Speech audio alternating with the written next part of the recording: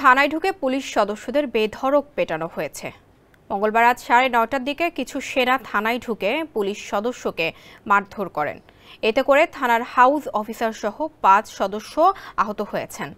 এ ঘটনায় সেনাবাহিনীর 3 lieutenant colonel সহ 16 জনের বিরুদ্ধে মামলা করেছে পুলিশ।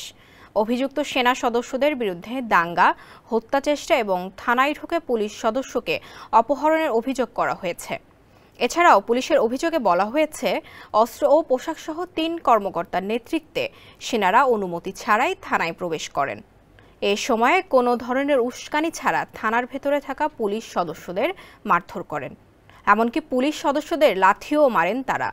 এ ঘটনার পর বিষয়টি পুলিশের ঊর্ধ্বতন কর্মকর্তাদের জানানো হলে দ্রুত সেখানে ছুটে যান কর্মকর্তারা। পুলিশ জানায়, আহত সদস্যদের উদ্ধার করে হাসপাতালে নেওয়া হয়েছে।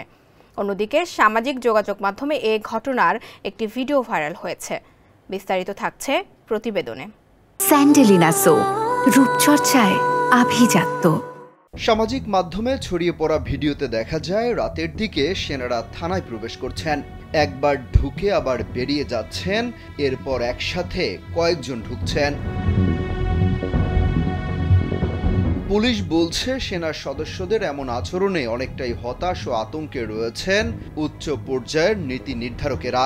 কেননা একটি রাষ্ট্রায়ত্ত থানায় ঢুকে সেনাবাহিনীকে হামলা করার অধিকার কোনো দেশের সংবিধানই দেয় না। বৃহস্পতিবার ভারতীয় গণমাধ্যম এনডিটিভি জানায়, সম্প্রতি ভারতের জম্মু কাশ্মীরের কুপাউরার একটি থানায় এমন এক ঘটনা ঘটেছে। প্রতিবেদনে বলা হয়, মঙ্গলবার সকালে কুপাওয়ারার একটি গ্রামে এক সেনা সদস্যের বাড়িতে অভিযান চালায় পুলিশ।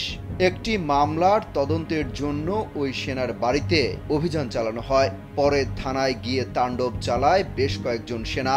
তবে পুলিশ সদস্যদের মারধরের ঘটনা অস্বীকার করেছে সেনাবাহিনী। তাদের দাবি, এটি একটি ছোট ঘটনা ছিল, এত বড় করার কিছু নেই। অমিত হাসান রবিন, কালবেলা।